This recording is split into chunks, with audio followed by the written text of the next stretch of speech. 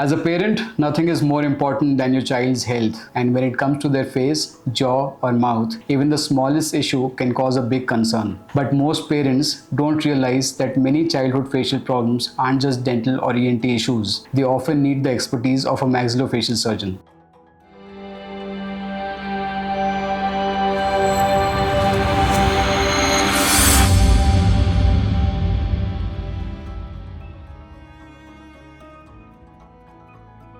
Hi, I'm Dr. Vikram Singh, Oral and Maxillofacial Surgeon, and today I'm going to simplify when your child might actually need to see a specialist like me and why early attention can make all the difference. First, let's understand who we are. An oral and maxillofacial surgeon is a specialist trained to diagnose and surgically treat conditions related to the face, jaws, mouth, and neck. We work with children, teens, and adults, but pediatric cases need special care, precision, and planning. So when should a child be brought to a maxillofacial surgeon? Here are some of the most important situations. First, facial injuries or jaw fractures. Children are active. Falls, sports accidents, bicycle mishaps, they are common. But if your child has swelling, pain in opening the mouth, difficulty in chewing, or the jaw looks misaligned after trauma, it might be a fracture of the mandible or condyle. We assess this not just clinically, but with imaging like X-rays or CBCT, and many such fractures in kids can be treated conservatively if caught early. Second, congenital conditions like cleft lip and palate.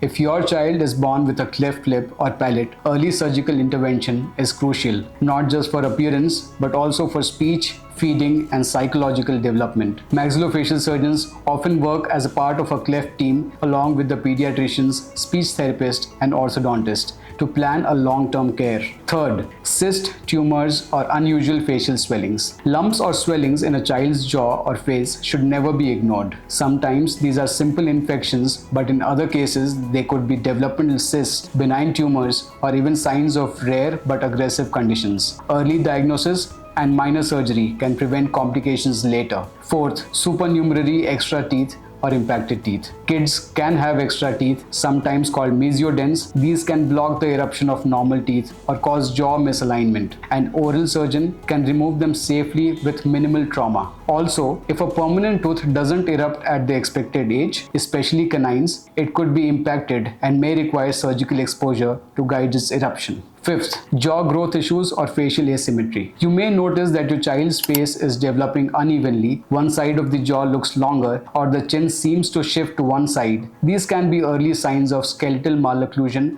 or TMJ disorders, and early screening by an OMFS can prevent the need for more complex surgery in adulthood. Sixth, mouth opening problems or jaw locking. If your child complains of difficulty in opening the mouth, clicking sounds from the jaw, or pain during the chewing, it may be related to the temporomandibular joint or TMJ. TMJ problems in children can be related to injury, infection, or growth disturbances, and if not addressed properly, they can cause lifelong functional issues. Seventh, oral pathologies or recurrent infections. Children with chronic mouth ulcers, recurring gum swellings, or non-healing wounds in the oral cavity should be evaluated thoroughly. It may be sometimes simple, or it may need biopsy and intervention. Now, many parents worry, isn't surgery too much for a child? Here's what you need to know. Most of the pediatric oral surgeries are planned carefully, done under safe anesthesia, and are less invasive than you think. In fact, early surgery often prevents complications that could affect growth, speech, or facial harmony later on. There's a saying in pediatric surgery, small intervention today avoids a lifetime of correction tomorrow. That's especially true for facial and jaw-related conditions. We always aim for the least invasive, most effective treatment, whether it's observation, minor surgery, or collaborating with pediatric dentists, orthodontists, and speech therapists. So, if you ever notice unusual swelling, facial injuries, delayed tooth eruption, jaw asymmetry, or any issue related to your child's face or mouth, don't wait. Bring them in for an evaluation. An oral and maxillofacial surgeon is trained not only to treat, but to recognize what needs early attention and what can be monitored safely. Thank you for watching. If you are a parent, teacher, or even a young adult who faced the jaw issues in childhood, share your experience in the comments. Let's build awareness together. Subscribe for more content.